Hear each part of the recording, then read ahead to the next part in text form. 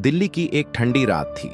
सड़कें खाली थीं और स्ट्रीट लाइट्स की हल्की पीली रोशनी में पुराने मकानों की दीवारें डरावनी लग रही थीं। इसी खामोशी के बीच इंस्पेक्टर आरव मेहरा को एक इमरजेंसी कॉल मिली। साहब, पुरानी गली नंबर 17 में एक मकान से चीख की आवाज आई है। आरव तुरंत मौके पर पहुंचे। दरवाजा भीतर से बंद था, लेकिन कमरे की खिड़की टूटी हुई थी।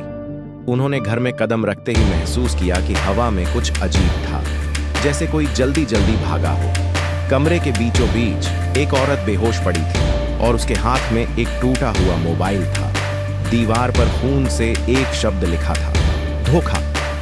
आरव ने तुरंत एम्बुलेंस बुलवाई। थोड़ी देर बाद वह औरत होश में आई। उसका नाम रिद्धिमा था। उसने कांपती आवाज में बताया, मैंने अपने पति करण को किसी औरत से बात करते सुना था। उसी के बाद हमारी बहस हो गई। वो घर से बाहर गया, लेकिन फिर कोई अजनबी मेरा पीछा करने लगा। मैं छिपने के लिए कमरे में आई, लेकिन तभी किसी ने दरवाजा तोड़ने की कोशिश की। मैं डर गई और सब काला हो गया। आरव ने घर की तलाशी शुरू की। उन्हें एक चीज और मिली, एक ब्लैक हुडी का फटा हुआ टुकड़ा। ऐसा लग रहा था कि हमलावर खिड़की से कूदकर भागा था।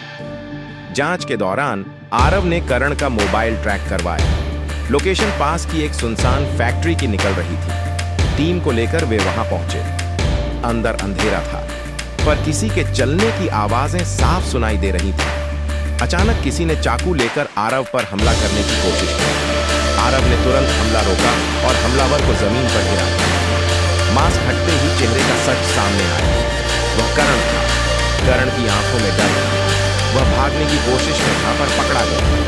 पूछताछ में उसने सच्चाई उगल दी। मैंने किसी से संबंध नहीं बनाए थे।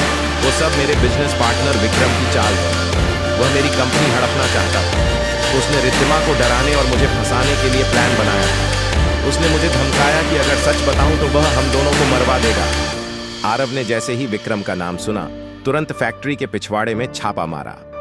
वहां उन्हें एक कार मिली, जिसमें वही ब्लैक हुडी का दूसरा हिस्सा था और एक रिवॉल्वर भी। विक्रम को गिरफ्तार कर लिया गया। पूरा षड्यंत्र सामने आ गया। वह करण और रिद्धिमा के बीच गलत फहमी पैदा करके दोनों को खत्म करना चाहता था। अगली सुबह जब सूरज की रोशनी पुराने घर की दीवारों पर पड़ी, तो वहां अब कोई खामोशी नहीं।